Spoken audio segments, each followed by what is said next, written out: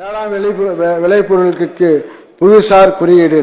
புவிசார் குறியீடு பெறப்பட்ட பொருட்களை சந்தைப்படுத்துவதால் அவற்றின் தேவை, ஏற்றுமதி ஆகிய அளவு ஆகியன அதிகரிக்கும். ஏற்கனவே நமது மண்ணின் அடையாளங்களான மாநிலத்தின் தனித்தத்துவமான 25 வேளாண் விளைபொருட்களுக்கு புவிசார் குறியீடு பெற கடந்த 3 ஆண்டுகள் விண்ணப்பிக்கப்பட்டுள்ளது.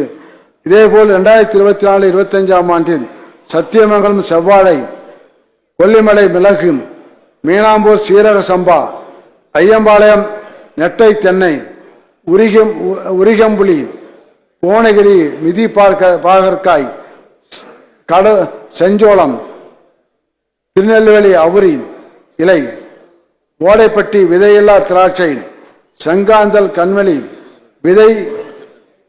செங்காந்தல் விதை கரூர், திண்டுக்கல், திருப்பூர் ஆகிய 10 பொருட்களுக்கு புவிசார் குறியீடு 30 லட்சம் ரூபாய் மதிப்பீட்டில் பெறப்படும்.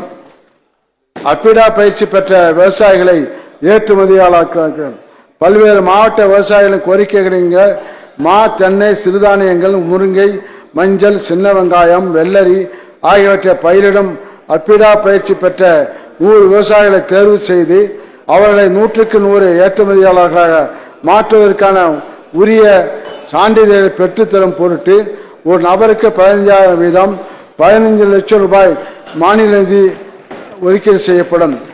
விளைபொருட்களின் விற்பனையை இணையவழி வர்த்தக தளங்களுடன் இணைத்தல்.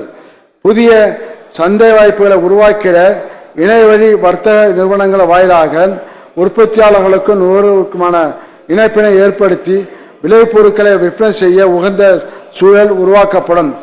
இதன் மூலம் உற்பத்தியாளர்களுக்கு கூடுதல் வருவாயும் தரமான பொருட்கள் நுகர்வோருக்கு நியாயமான விலையும் கிடைக்க வழி செய்யப்படும்.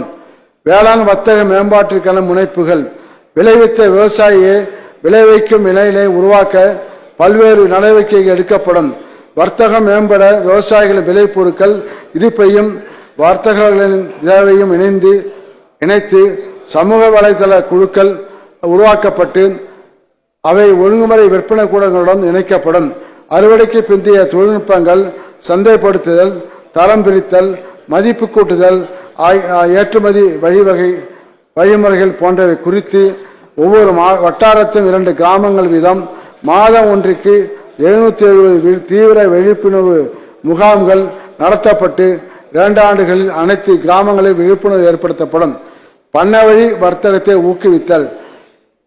தமிழ்நாட்டில் உள்ள 284 ஒழுங்குமுறை விற்பனை கூடங்களில் 157 ஒழுங்குமுறை விற்பனை கூடங்கள் மின்னணு தேசிய வேளாண் சந்தையுடன் ஈனாம் ஒருங்கிணைக்கப்பட்டு வர்த்தகம் மேற்கொள்ளப்பட்டு வருகிறது.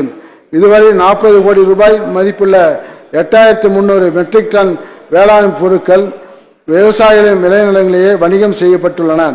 2024-25ஆம் ஆண்டில் பண்ணை வழி வர்த்தகம் தீவிரமாக செயல்படுத்தப்பட்டு 60 கோடி ரூபாய் மதிப்பிலான விவசாய பொருட்களுக்கு சிறந்த விலை கிடைக்க வழிவகை செய்யப்படும்.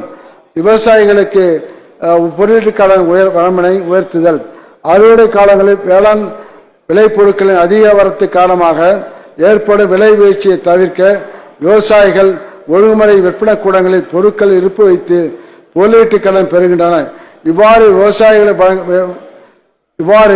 விவசாயிகளுக்கு வழங்கப்படும் பொருளீட்டு கடன் வரம்பு 3 லட்சம் ரூபாயிலிருந்து 5 லட்சம் ரூபாயாக உயர்த்தப்படும்.